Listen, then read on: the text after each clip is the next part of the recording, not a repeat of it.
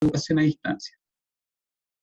Bueno, para ir como enfocándonos y ver en qué parte de la malla curricular se encuentra el integrador, esta es una asignatura del 9º semestre, que es un hito del dominio 1 de farmacia comunitaria asistencial de la carrera de química y farmacia, donde se integran varios de los conocimientos y habilidades y competencias adquiridas durante la carrera y tributa directamente al perfil del profesional titulado de la Universidad Católica del Norte al desarrollar competencias relacionadas con el uso racional de medicamentos y también desde el punto de vista de habilidades transversales como la responsabilidad social.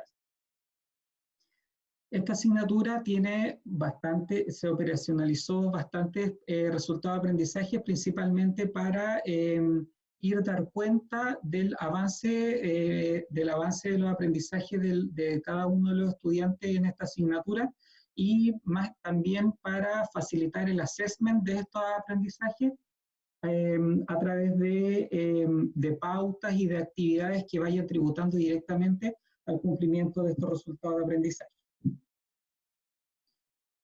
Bueno, originalmente esta asignatura es netamente presencial y en taller, donde los estudiantes realizan atención farmacéutica a la comunidad, sobre todo a pacientes usuarios de medicamentos en forma crónica, y también realizan intervención educativa en la comunidad.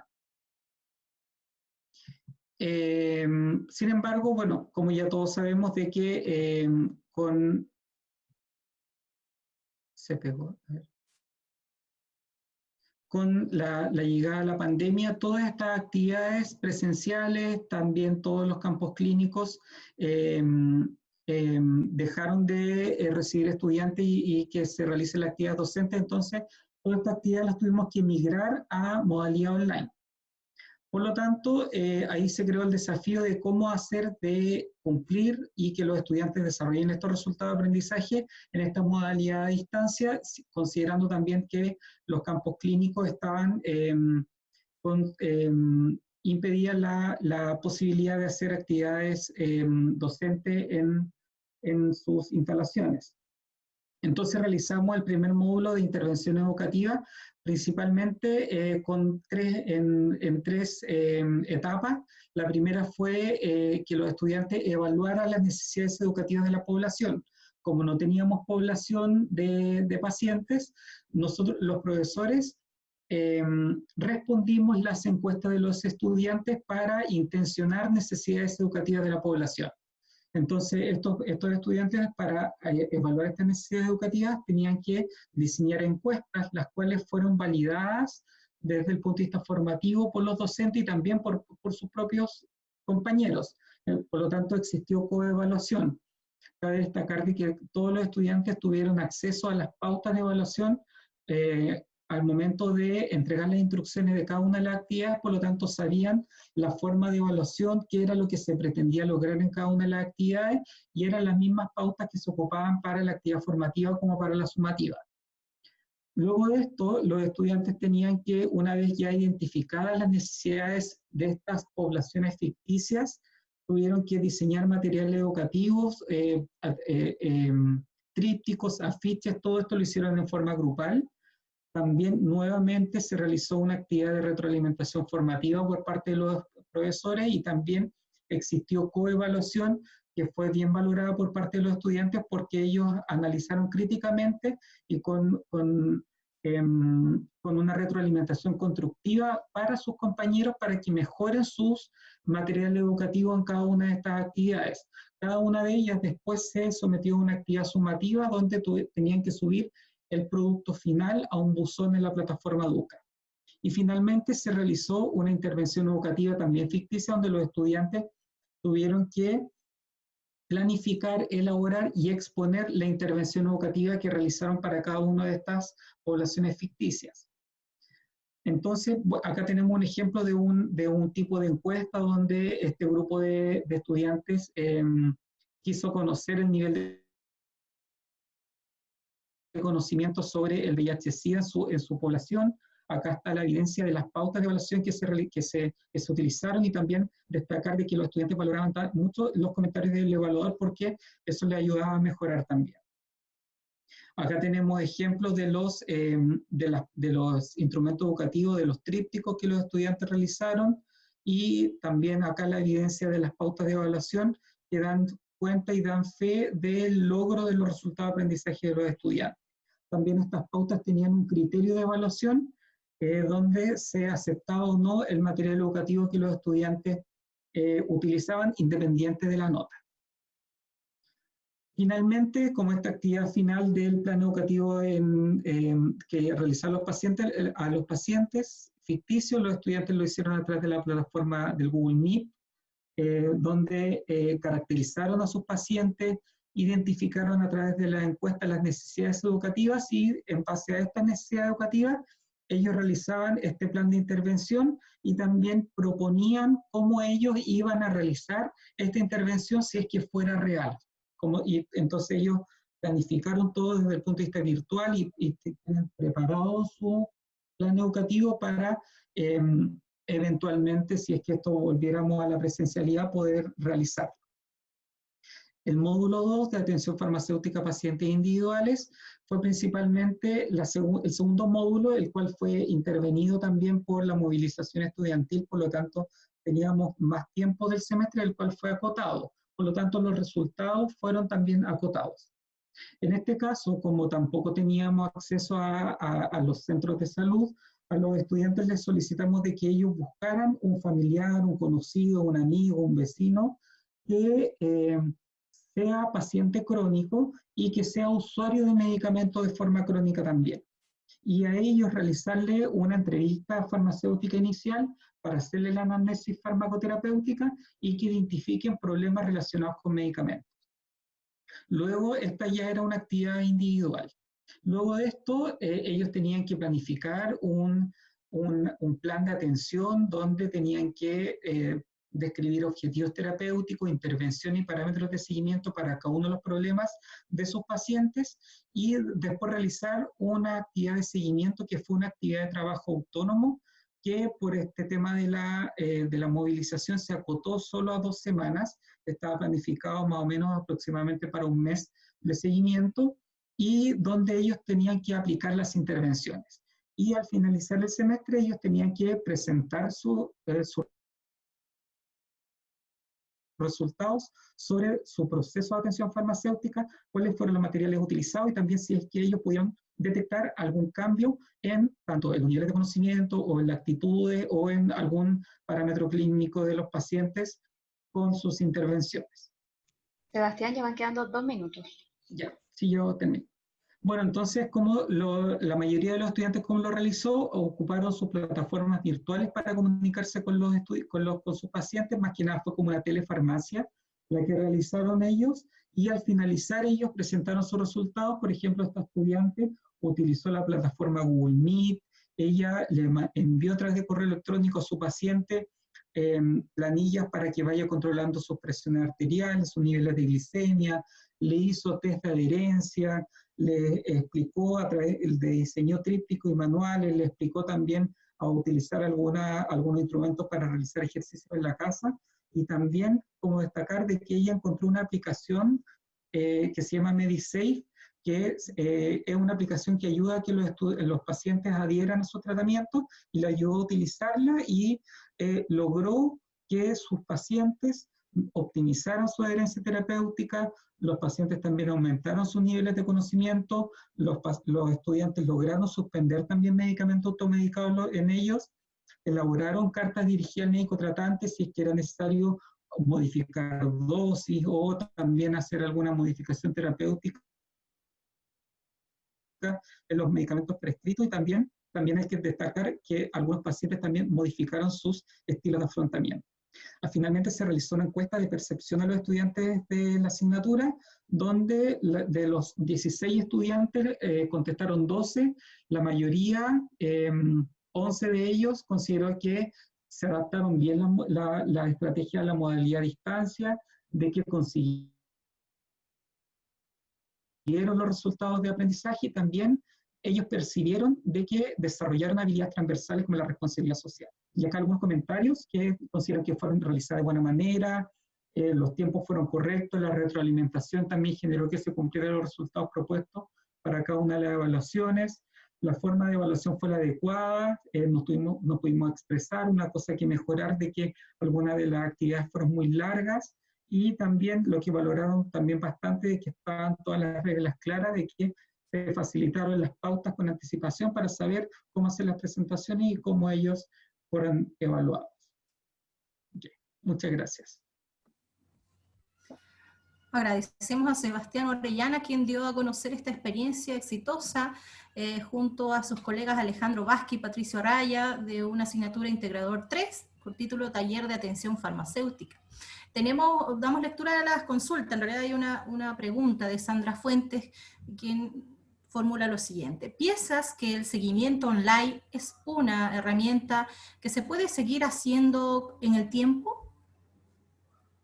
Sí, de hecho, dentro de los estudiantes también valoraron la percepción de sus pacientes, la percepción era elevada, podían tener contacto más estrecho con ellos también, los estudiantes también la valoraron, entonces considero yo que desde este punto de vista, desde las intervenciones farmacéuticas propiamente tal, fácilmente se pueden adaptar a una modalidad a distancia.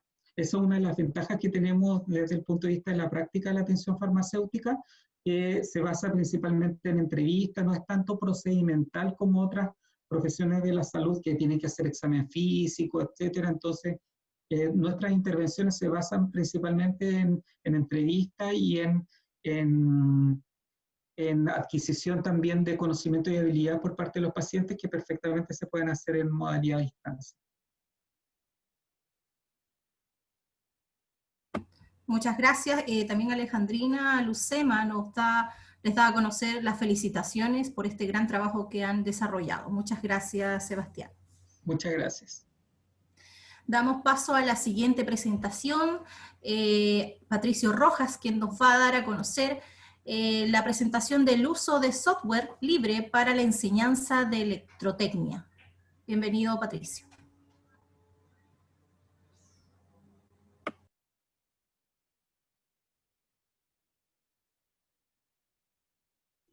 Ahora sí, ahí sí. Ahí estamos. Estamos. Ahí sí. Buenas tardes, mi nombre es Patricio Rojas Carrasco.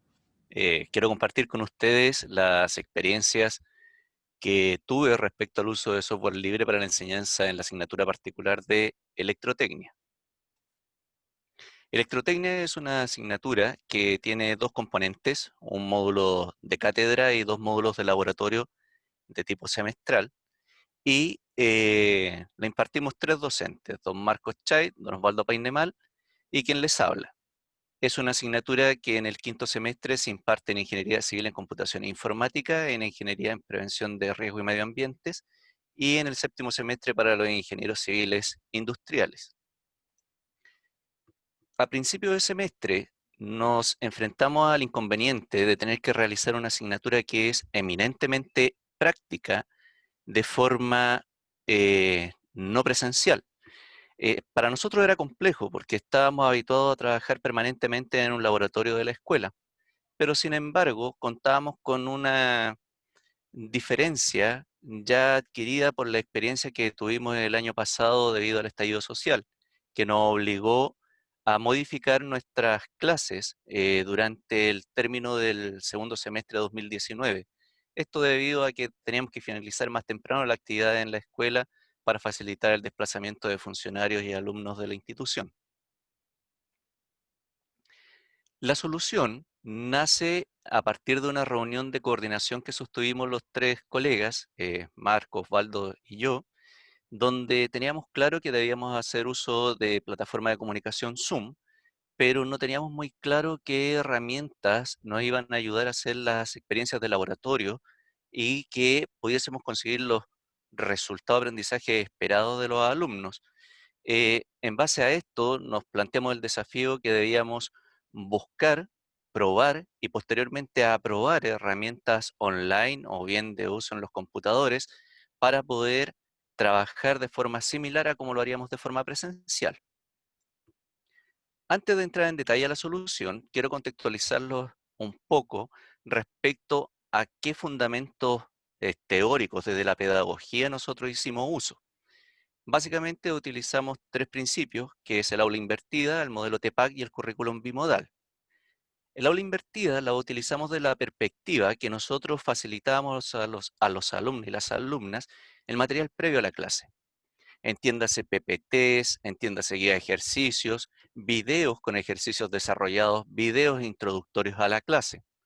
Posteriormente, para comprobar que los estudiantes habían revisado este material, nosotros aplicábamos una preprueba al inicio de la clase. Esta preprueba era un test corto de no más de 10 minutos de selecciones múltiples y eso nos permitía a nosotros tener un sondeo si acaso se había utilizado o no el material que habíamos facilitado. El modelo TPAC, que es un acrónimo en inglés que traducido al español corresponde a conocimiento tecnológico, pedagógico y disciplinar, nos orientó a de qué forma nosotros podíamos poner a disposición de los aprendices toda nuestra expertise, tanto pedagógica como técnica, en este medio que era el virtual, a la distancia. Para uno como docente con años de experiencia en este tema es fácil cuando es de forma presencial, pero a través de un computador se complica. Sin embargo, lo pudimos sobrellevar teniendo muy claro cuáles eran los resultados de aprendizaje que estábamos buscando, que estaban definidos en el programa de estudio. Y para eso seguimos los 5 pasos que están ahí indicados. Además, hicimos uso del currículum bimodal, que es muy similar al currículum oculto desde la perspectiva que lo ocupamos, pero sin darnos cuenta de que están presentes. ¿Y de qué forma ocupamos el currículum bimodal? Bueno, como está definido en la literatura, es decir, consideramos una parte que era esencialmente memorística, que atiende al currículum tradicional, pero hay una componente fuerte hoy en día, que es el uso de material de apoyo durante las clases, de manera tal que nuestros estudiantes podían hacer uso de libros, simuladores, herramientas gráficas, apuntes, videos, etcétera, complementando lo que se iba a estar haciendo durante las clases. Ya teniendo clara toda esta conceptualización teórica, este marco teórico, paso a detallar las soluciones que fuimos dando en el desarrollo de las clases. Ya mencionaba anteriormente que habíamos definido a Zoom como plataforma de uso para comunicarnos con los estudiantes. Esto estaba claro. El tema era que nosotros en la experiencia práctica hacemos grupos de trabajo en laboratorios que son de 4 integrantes y a lo más 8 grupos por limitaciones físicas del laboratorio. Por lo tanto, atendemos un máximo de 32 alumnos. Este semestre atendimos grupos de 34 y sobre 40 alumnos. Por lo tanto, esto ya era una diferencia. Pero esto lo vimos facilitado gracias a la creación de grupos pequeños en Zoom y fue esencial contar con el apoyo de un alumno ayudante quien trabaja en paralelo con nosotros. ¿Por qué es esencial esto? Bueno, porque en definitiva, mientras uno como docente atendía las consultas de un grupo en particular, el ayudante podía estar asistiendo a otro grupo y esto nos permitía dar dinamismo a las clases.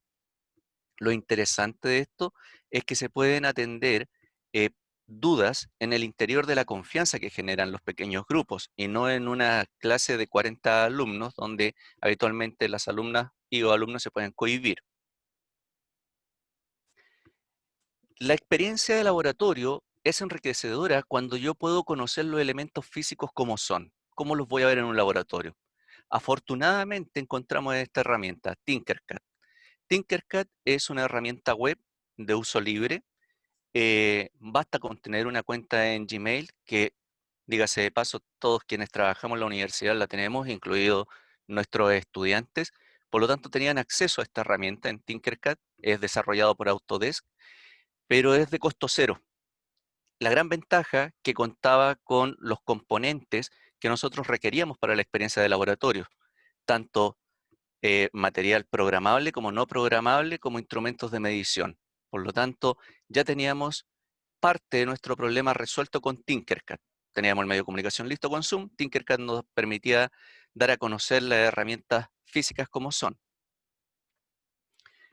Pero teníamos ciertos elementos que no podíamos abordar con Tinkercad porque no es muy completo para algunas experiencias que requeríamos. Sin embargo, teníamos LibWire.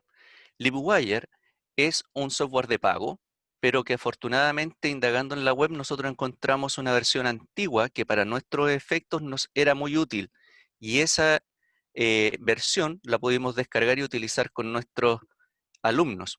Ahora, acá teníamos el inconveniente que se hace uso de simbología que nosotros ocupamos en cátedra, pero no es así en el laboratorio.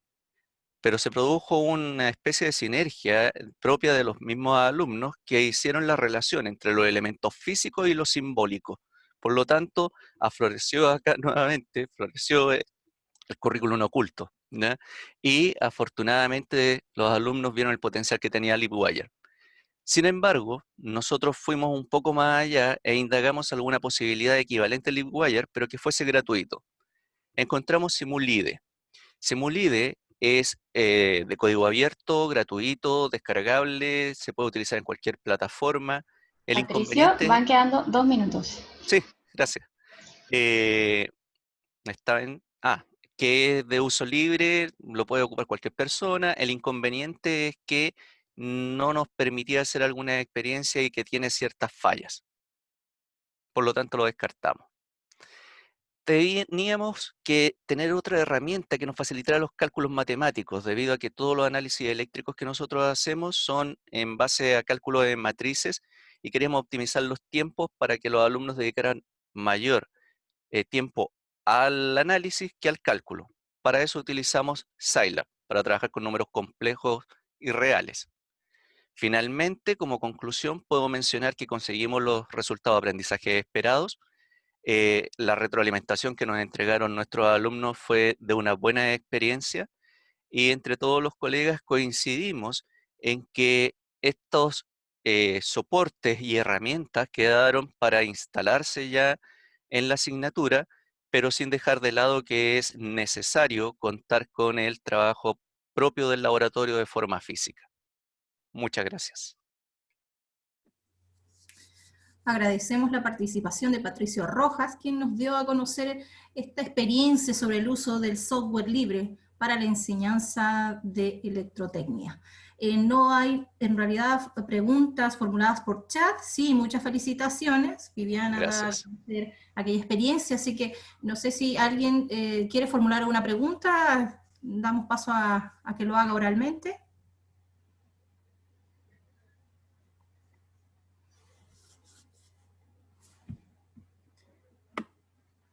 Al parecer no existen preguntas. Muchas gracias. ¿Puedo? Adelante, adelante. Sí, Patricio, felicitarte por la exposición. Encontré interesante las propuestas, sobre todo lo que exploraron, las alternativas que existen, ¿cierto?, en la web. Y dieron en el clavo porque son soluciones que están ahí disponibles, ¿cierto? Y en algún caso podríamos nosotros avanzar en comprar alguna licencia. ¿Estamos de acuerdo? Perfecto. Para el segundo semestre, si necesitan, dígalo y nosotros vamos a apoyar. Muchas gracias. ¿Está bien? Obviamente que no sean tan caros, pero sí, que supuesto. pueden ayudar muchísimo, ¿cierto? Para que los estudiantes enganchen de mejor manera y puedan avanzar en sus resultados de aprendizaje. ¿Está bien? Muchas gracias. Felicitaciones, Patricio. Gracias. Agradecemos también la colaboración en cuanto a la adquisición de algunos software y algunas aplicaciones que pueden ser útiles, y no solo en esta asignatura, sino en otras. Al respecto, Valesca Cerda nos preguntas, ¿cuáles son las experiencias en laboratorio que son posibles de remediar de forma online con estos softwares? ¿Me la puedes repetir, por favor? La pregunta es, ¿cuáles son las experiencias en laboratorio que son posibles de remediar de forma online con estos software que no son posibles? Ya comprendo. Que estamos limitados para poder hacerlo en forma online. Bueno, en base a lo que nosotros indagamos, principalmente hay una unidad que nosotros trabajamos que es máquinas eléctricas, donde tenemos que abordar todo lo que son motores eléctricos, generadores. Y ahí tuvimos algunos inconvenientes para poder enfrentarlo desde el punto de vista de experiencias que nosotros hacemos en laboratorio de forma práctica. Y ese es por un lado, y por el otro lado tenemos en máquina eléctrica estática los transformadores. También tuvimos ahí algunos inconvenientes. Más que de poder simular cómo se comportan, no, porque afortunadamente lo podríamos hacer a través de Scilab, pero eso nos lleva a un desarrollo más matemático que no se aborda en la asignatura. Pero sin embargo, si es por demostrar a las alumnas y los alumnos cómo opera una máquina eléctrica, podríamos hacerlo. El inconveniente es que no lo van a ver físicamente. Ya no tenemos una representación como Tinkercad que nos muestra cómo es una fuente de alimentación, cómo es un osciloscopio, cómo es un protoboard. No tenemos una herramienta por el momento que hayamos encontrado que nos permita hacer eso.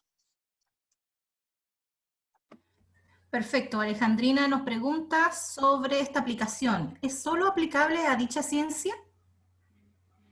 En realidad, yo creo que las limitantes se las pone uno.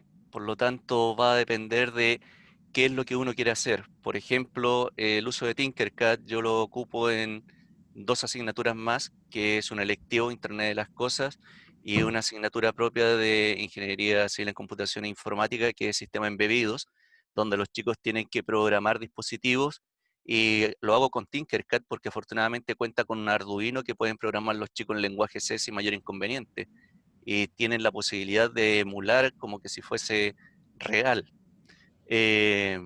Básicamente eso. Muy bien, muchas gracias, Patricio. Las preguntas Gracias. que están por responder las vamos a llegar a su persona para que usted pueda dirigirse directamente a quienes formularon las preguntas. Muchas gracias. Ningún problema. Gracias. Damos nuevamente la bienvenida a Berta Torrejón, ahora que nos da a conocer otra experiencia con el uso de TICS. El título de la presentación es Experiencia piloto de introducción a la economía en plataforma Moodle. Bienvenida, Berta.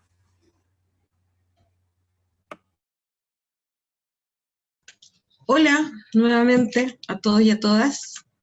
Voy a compartir ahora sí la presentación. Ahí está. ¿Todos y todas lo ven? ¿Sí? Sí. Vale, gracias. Bueno, en el bloque anterior yo presenté una experiencia que era en realidad una asignatura que hacía yo, que era una asignatura electiva, pero ahora voy a presentar esta experiencia que es un piloto que se hace desde el Departamento de Economía con la asignatura Introducción a la Economía, que hicimos el piloto en Moodle este semestre.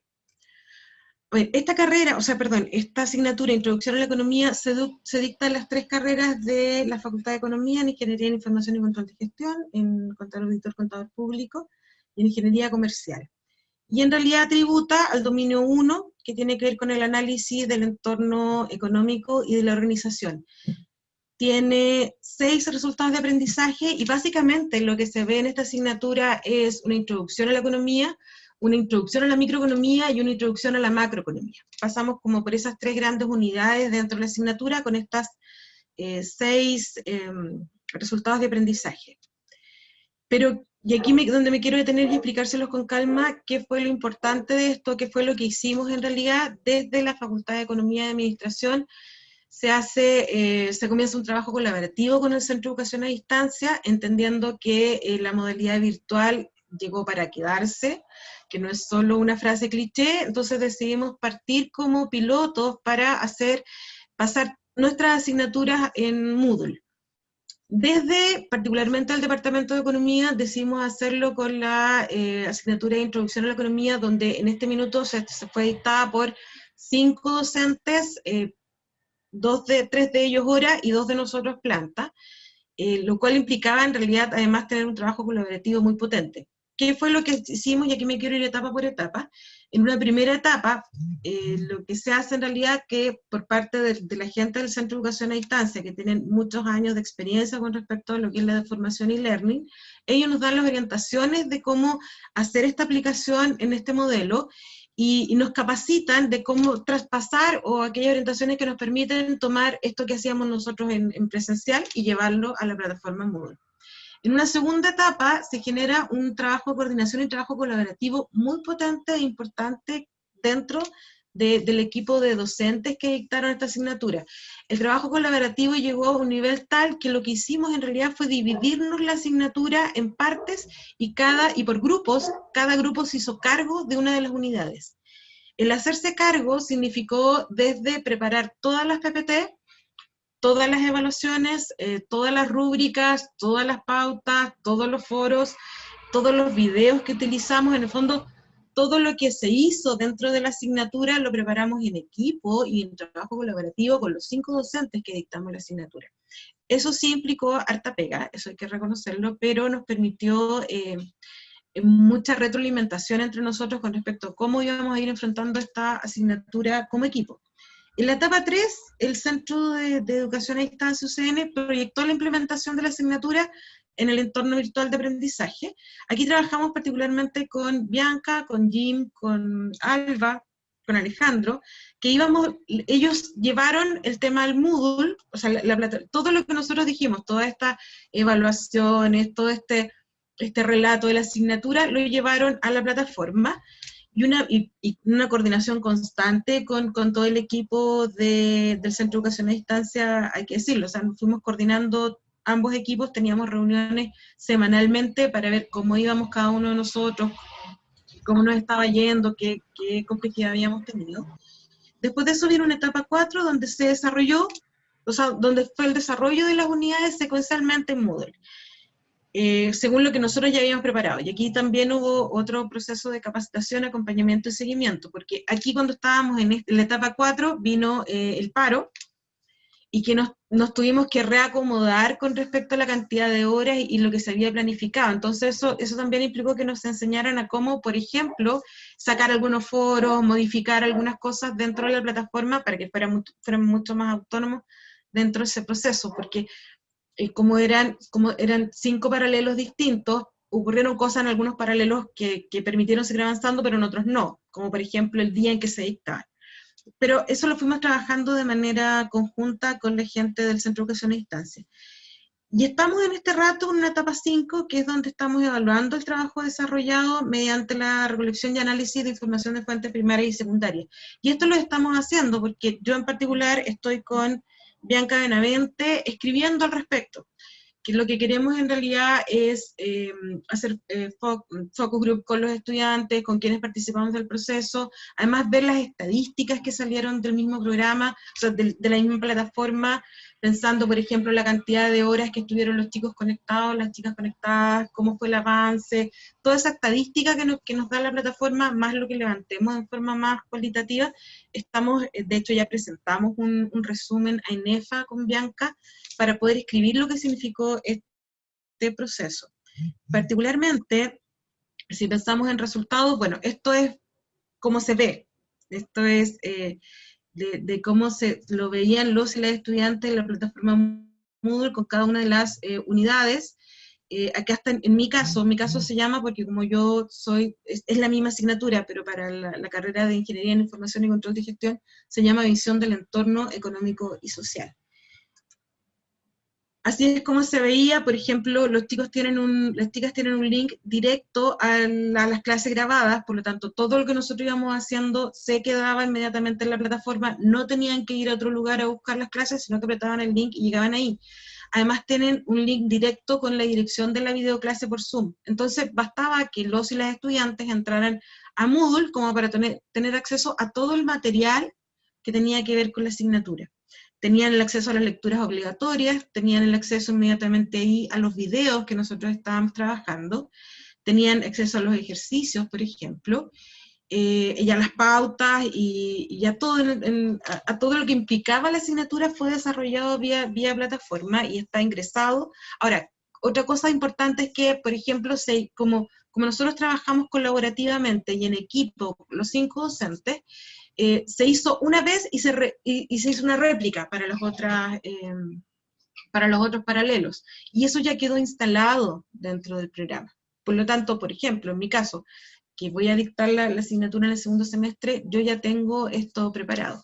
Bueno, también se trabajó con los foros y se hizo con las normas, y todo en realidad estaba inserto e implementado dentro de la plataforma. Si nos volvemos si pensamos un poco en lo que es el cumplimiento de nuestro proyecto educativo, aquí en esta experiencia hay varias cosas que se pueden resaltar. Primero, que el proceso de enseñanza-aprendizaje en este caso estuvo absolutamente, el elemento clave fue el estudiante y el estudiante para alcanzar los resultados de aprendizaje. Ellos se hicieron cargo también de cómo se iban avanzando, porque además tenían a disposición todo el material de todo el semestre en la plataforma y ellos podían acceder. Por otro lado, si pensamos en la concreción de las competencias básicas desde la dimensión docente, ¿vale? Es decir, lo que tenemos que hacer nosotros como académicos y académicas, creo que también cumplimos con aquellas competencias que tienen que ver con construir estrategias pedagógicas, con implementar el proceso de enseñanza-aprendizaje, con diseñar una estrategia de evaluación de logros de aprendizaje y con integrar las tecnologías de la información y comunicación en ambientes de aprendizaje. Si nos referimos también dentro del marco del proyecto educativo al desarrollo de las competencias genéricas declaradas, a mí me parece que también cumplimos con las capacidades de autoaprendizaje, el pensamiento crítico, el trabajo en equipo y el uso eficiente de las tecnologías de información y comunicación. Esta medida, cuando tengamos la posibilidad de evaluarlas, cuando ya hayamos desarrollado de manera central, me encantaría medirlas para poder tener de esto un dato más duro.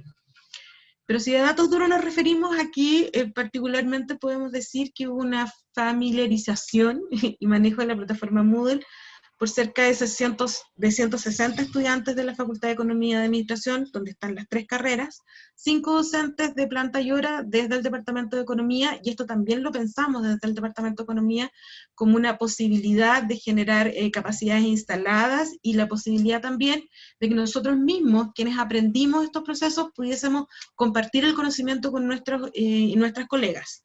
Y es un proceso también que ya es posible hacerlo desde ya del Departamento de Economía. Además, ya van quedando 2 minutos. Ok, gracias.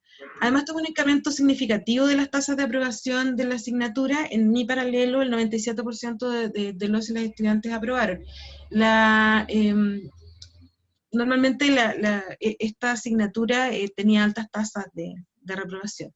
Y hay una positiva evaluación docente, y aquí, bueno, por supuesto, solamente aquí está mi evaluación docente, no está el de las colegas, porque me parece que no alcancé, en realidad no alcancé a preguntarles si les podía mostrar, pero acá están las mías y tiene todas las consultas en la dimensión particularmente que tiene que ver con cómo los chicos y las chicas fueron avanzando, están todas entre siempre y casi siempre. Si las actividades de aprendizaje que el docente diseña y selecciona son coherentes con los resultados de aprendizaje, un 100%, que si las actividades de aprendizaje que el docente diseña y selecciona están con los tiempos definidos, un 80% siempre, y un 20% casi siempre. Y así, por ejemplo, si el o la docente utiliza recursos tecnológicos que favorecen el aprendizaje, también están entre siempre y casi siempre. A ver, como para concluir, creo que es importante para futuras virtualizaciones, particularmente si hablamos de migrar, por ejemplo, a Moodle, es una experiencia interesante desde una mirada de aciertos y oportunidades de mejora, por supuesto. Esta virtualización también fue vista como una oportunidad que permitía mejorar e innovar en la docencia, particularmente una mirada como departamento. Y aquí claramente fue fundamental en este proceso la implementación de la asignatura desde la lógica del trabajo colaborativo que se realizó con el equipo de apoyo en la Academia de Centro de Educación a Distancia, entendiendo que son 2 unidades totalmente distintas, pero que logramos trabajar de manera colaborativa y tuvimos desde mi perspectiva, una muy buena experiencia y buenos resultados en la asignatura. Eso, gracias. Agradecemos a Berta Torrejón, que nos dio a conocer su experiencia de un pilotaje que hicieron de introducción a economía a través del uso de esta plataforma Moodle. Al respecto, tenemos 2 preguntas, una formulada por Sandra Fuentes, quien señala que para tener más privilegios es pagada. Habla sobre aquel aspecto. La plataforma, no. O sea, lo que pasa, Sandra, es que en el fondo nosotros usamos la que ya estaba en ese minuto, tenía el Centro de Educación a Distancia. Me parece que ahora es lo que está trabajando Andrea Calderón, y tenemos acceso a todos, y de parte nuestra podemos tener acceso a todo lo que ya la universidad pagó. Eso, la pregunta era mía, a eso me refería, porque para entrar de manera individual, no creo que hayan tantos beneficios o privilegios como ya por la universidad. Es más limitado, digamos. Claro, no, desde la universidad lo hicimos en el fondo. Sí, tiene más privilegios. Muy bien, muchas gracias, Erika, por la pregunta.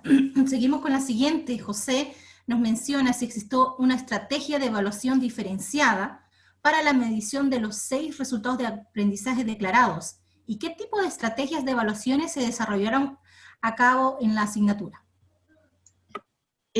José, mira, ahí lo que nos pasó básicamente fue que nosotros planificamos algo y que claramente tuvo que ver con las orientaciones que vimos en un principio. Nosotros como facultad y con el apoyo del Centro de Educación a Distancia, vimos, de hecho tenemos como el Buenas Prácticas Docente, el 1.0, donde vimos que en la virtualidad no podíamos evaluar de la misma forma que estábamos evaluando de manera presencial. Entonces se trabajaron varias estrategias que se fueron evaluando a medida que íbamos avanzando.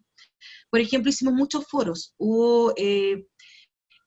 no le dimos grandes porcentajes a los controles, decimos por unidad tener pocos controles, por ejemplo. Tenemos 3 unidades y por cada unidad teníamos un control que se podía decir que era un control relativamente grande, pero era un control que valía un 15% y le dimos mucho más porcentaje a pequeños trabajos que los y las estudiantes iban realizando. Por ejemplo, escribieron varios ensayos los estudiantes. Entendiendo además con esto que conversábamos también al principio, que una manera de que los estudiantes no se copien, por ejemplo, es que ellos tengan que reflexionar, y los ensayos es una manera de reflexionar. Y la mirada desde la economía era importante, por ejemplo, preguntarles ciertas cosas. Uno de los ensayos que a mí me pareció muy interesante era que les preguntábamos si el problema de Chile era de crecimiento económico o de desarrollo. Y ahí salieron muchas cosas, y los chicos y las chicas ahí nos fueron demostrando el tema de la evaluación. Sí, se tuvieron que implementar estrategias. Hubo cosas que tuvimos que dar pasos atrás. Por ejemplo, si yo tenía 30 estudiantes, hicimos un foro y en el foro le pedíamos que tuviera 3 réplicas. Y hacer retroalimentación y evaluar, ponerle nota a eso, fue una locura. Entonces el foro siguiente solamente pedíamos una réplica. Y cosas así que fuimos en realidad trabajando con el CIME y ordenando un poco cómo nos iba yendo. Por eso digo que creo que esta experiencia va a ser importante en términos de las virtualizaciones futuras. Gracias, José, por la pregunta. Muchas gracias. La pregunta de Sebastián Orellana, eso va a quedar, por favor, para luego responderla por correo, y tal vez no solo a Sebastián, porque creo que es la duda general, ya que todos vamos a migrar a esta nueva plataforma de Moodle, y tal vez algo en 3 elementos bien concretos. ¿Qué ventaja y desventaja tú viste comparando con la plataforma Educa? Yo venía trabajando hace rato con Moodle porque por las clases que yo hice en algún minuto para el Centro de Educación a Distancia, y también con Educa, por supuesto, porque es nuestra plataforma en la que trabajamos. Moodle a mí me parece mucho más amigable para trabajar, mucho más interesante en términos de lo que uno puede explorar. No tiene tanta vuelta para llegar a algo, lo puede hacer mucho más atractivo para los y las estudiantes con respecto, no sé, quizás con los canales de aprendizaje que ellos puedan tener. Personalmente es mucho más fácil trabajar en Moodle. La ventaja tiene que ver con cómo llegan los estudiantes y cómo les hace a uno como docente más fácil trabajar. Muy bien, muchas gracias, Berta. Sin duda, muy interesante tu experiencia. Gracias. Damos la bienvenida a Iván Silva, que nos va a dar a conocer el uso de la metodología A+S. El título de su presentación, Clínica Jurídica Coquimbo en tiempos de pandemia bajo metodología A+S. Bienvenido, bien. Iván. Gracias, Zulma. Muy buenos días a todas y a todos. Como bien señaló Zulma, mi nombre es Iván Silva, soy abogado, profesor de la Escuela de Derecho de la Universidad Católica del Norte en Coquimbo, y desde hace unos meses soy el coordinador de la Clínica Jurídica. Entonces quiero compartir una pequeña presentación con ustedes. No sé si... A ver. No sé si... Voy a... Acá está. A ver. Ahí está. Ahí está. Ahí deberían estar viendo ustedes la presentación. No sé si se ve. Sí, se ve bien. Sí, se ve bien. Perfecto, perfecto, muchas gracias. Bueno, primero que nada, mencionar que la clínica jurídica, muy básicamente, ¿qué es una clínica jurídica? Una clínica jurídica, o la clínica jurídica, básicamente, es un espacio de aprendizaje que forma parte de la malla curricular de la carrera de Derecho, sirve como un campo clínico para el desarrollo de habilidades y competencias, a través de un componente muy importante que es el servicio gratuito a la comunidad. Se imparte en el último año cronológico, si se quiere, de la carrera, el noveno y décimo semestre. Nuestra carrera está semestralizada, y se entiende por Clínica Jurídica 1 y Clínica Jurídica 2 en el noveno y en el décimo semestre. Muy importante, soy el coordinador de un equipo y por lo tanto procuro transmitir lo que ha sido la experiencia y el aprendizaje obtenido a través del equipo de profesionales que ustedes están mirando en la lámina, que es importantísimo para que los buenos resultados que por fortuna tuvimos, pudieran producirse. La profesora Rosita Álvarez, el profesor Claudio Rojas, la profesora Carla Malebrán, el profesor Carlos Galleguillos, tenemos una ayudante también, Camila Olivares, que es una estudiante egresada, como profesor, además, formo parte de este equipo y coordino el trabajo de los profesores que ustedes están mirando en la lámina y que están en aula y que desarrollan el trabajo con los socios comunitarios y los estudiantes, como veremos en unos instantes. ¿Cuáles son las competencias que esperamos obtener con la clínica jurídica? Son básicamente dos, y las dos tienen como común denominador el abordar lo que se conoce como el asunto de relevancia jurídica, ¿no? Se supone que un estudiante, las competencias que pretendemos que el estudiante adquiera con la clínica jurídica es, dar respuesta al asunto de relevancia jurídica y implementar una estrategia a esa respuesta del asunto de relevancia jurídica. En el fondo, a un asunto de relevancia jurídica tenemos que procurar que el estudiante sepa decir cuál es la respuesta, ¿no? Y cómo implementar esa respuesta. ¿Cuál es la estrategia para implementar esa respuesta? Los resultados de aprendizaje en la clínica jurídica, muy rápidamente, tiene que ver básicamente con justamente diferentes vías de abordaje de este asunto de relevancia jurídica, fundamentar la vía judicial, cuál es la estrategia más adecuada, producir documentos, propuestas, ideas, informes, evaluar estrategias, adaptarlas, ¿no?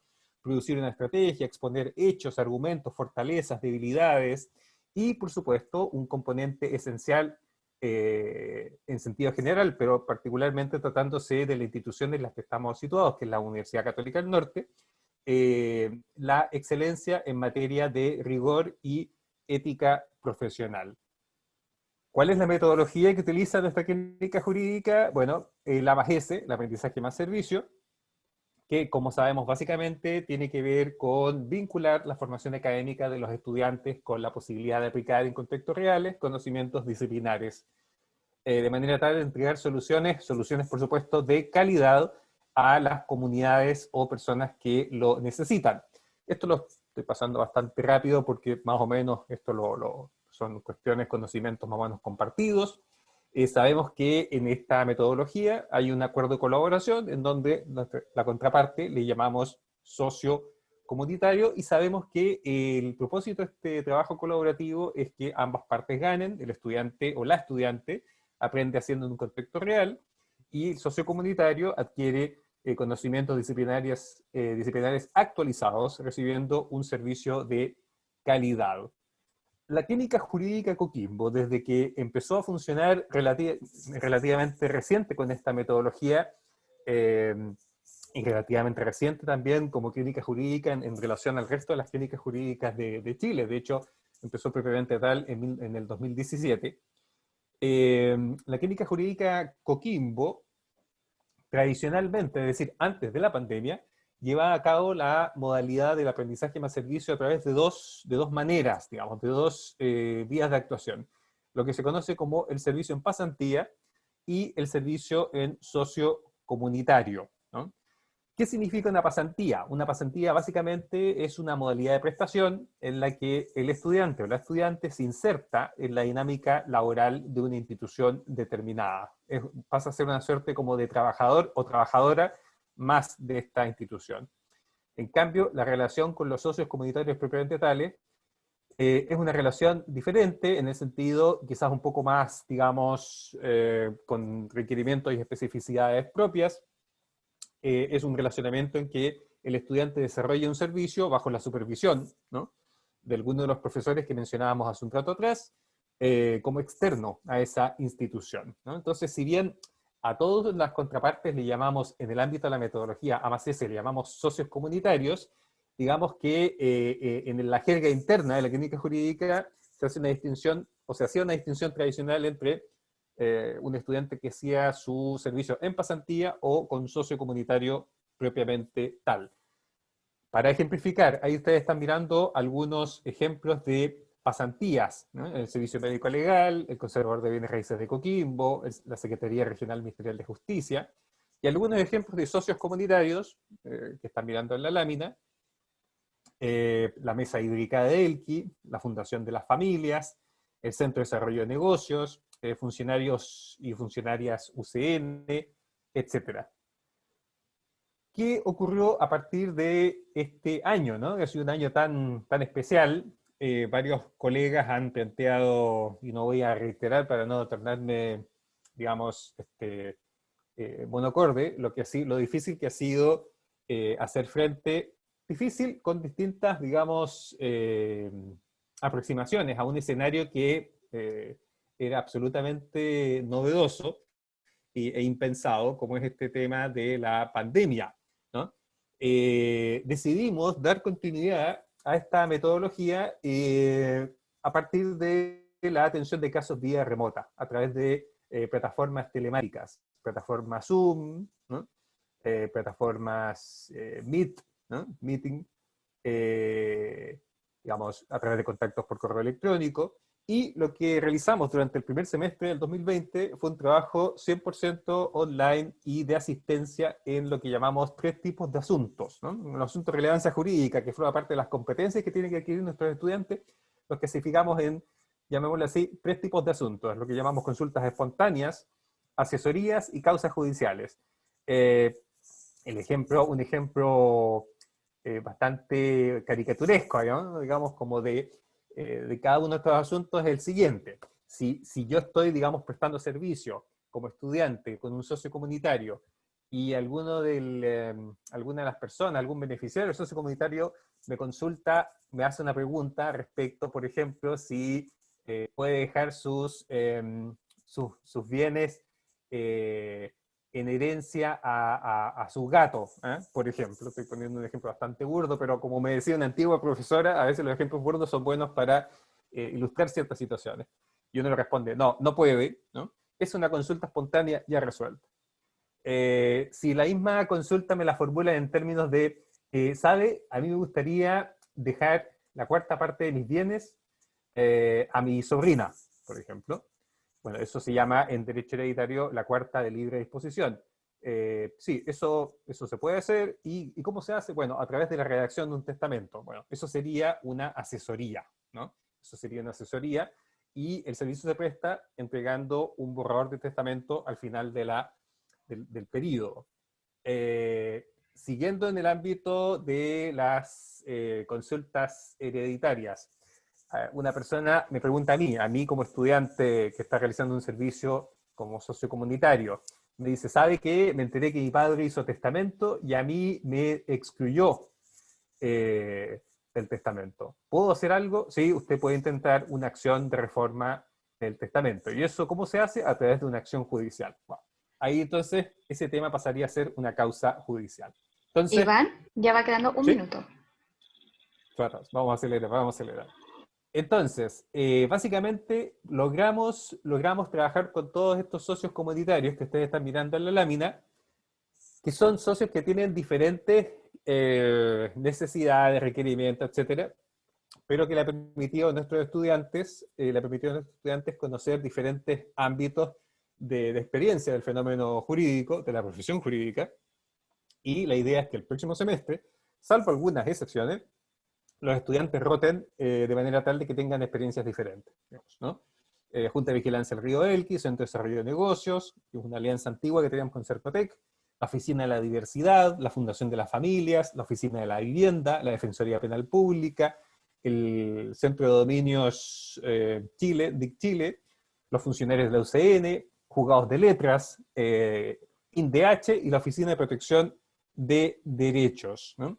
Entonces, eso es lo que les quería comentar. Los resultados en este minuto se están procesando, pero tanto los socios comunitarios como los estudiantes han evaluado muy bien lo referido particularmente al trabajo en equipo, la responsabilidad social y respeto por la dignidad de las personas. Eso quería comentar, y si, bueno, si hay consultas, por supuesto, podemos conversar un poquito más. Muchísimas gracias a todos y a todas por su atención. Agradecemos la participación de Iván Silva, quien nos dio a conocer esta experiencia de implementar la metodología MAGESE en la Clínica Jurídica de Coquimbo. En el chat no tenemos formulado ninguna preguntas, tal vez. Yo quería hacer una pregunta. Perfecto. Erika, adelante. Sí. Hola, Iván. Entiendo que entiendo que los centros, que las oficinas tienen internet, tienen un equipo de computación para las personas. Pero ¿qué pasa? Me gustaría saber si tú conoces, ¿ya? Si la municipalidad, por ejemplo, apoya a las personas en tiempos de pandemia que no tienen estos recursos de internet, de facilidad, de tipo tecnológica, porque el socio comunitario busca la ayuda en ustedes, por ejemplo, porque prestan un servicio gratuito y de calidad. Entonces, con los centros y las oficinas, como dije, creo que ellos tienen el soporte tecnológico. ¿Y el resto de las personas? Sí, bueno, en el caso de la municipalidad, tuvimos una relación bastante provechosa, en el caso de la Municipalidad de La Serena, con la Oficina de la Vivienda, que también debutó con nosotros este semestre y quiere continuar trabajando. La Oficina de la Vivienda, la Oficina de la Diversidad, en el caso de la Muni de Coquimbo,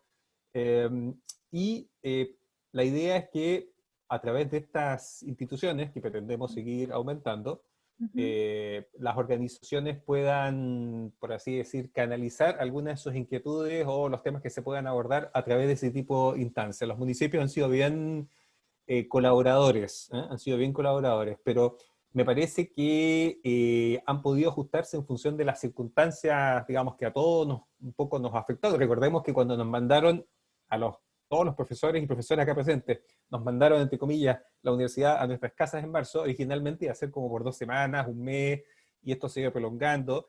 Entonces, eso en alguna medida también pilló de manera de sorpresa también a muchas instituciones públicas, incluyendo los municipios, y creo que aún así, atendidas las circunstancias, han sido bastante colaboradores, pero efectivamente creo que queda bastante por hacer respecto precisamente, digamos, de la brecha, ¿no? La brecha digital, que tiene que ver con el hiato que se produce entre poder acceder a estos servicios que pretendemos que sean la mayor calidad posible, pero tener la habilitación para poder hacerlo, que es el tema tecnológico. Sí. Gracias.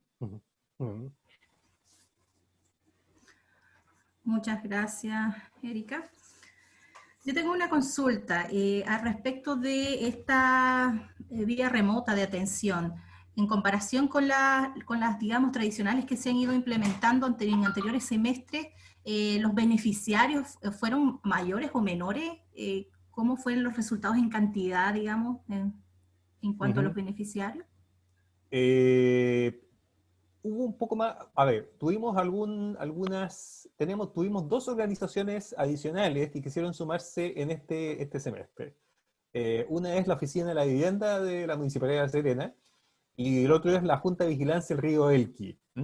Y bueno, el resultado lo estamos todavía procesando, porque la idea mía precisamente, y del equipo, es que vayamos, por así decir, tabulando un poco la información de manera tal de poder ir progresivamente y con el tiempo fijar algún tipo de línea base más específica, con indicadores de avance, medir el impacto, etcétera, etcétera. Entonces, lo que puedo decir de momento, esa información se está procesando, pero lo que puedo decir de momento es que sí, tuvimos más demanda del momento en que se sumaron 2 socios comunitarios que a su vez, digamos, nuclean a una cantidad de gente importante. En el caso de la Junta de Vigilancia del Río Elqui, un número más determinado, por así decir, que son los regantes, digamos, que son de diferentes tamaños, y evidentemente nosotros nos enfocamos en los regantes más pequeños. Pero en el caso de la oficina de la vivienda, por ejemplo, bueno, ahí básicamente está potencialmente dirigido a, digamos, toda el universo de personas que están cubiertas por esa política referida al tema habitacional, y que en el esquema del Estado chileno, digamos, una parte participa en la municipalidad y, bueno, ahí colaboramos nosotros.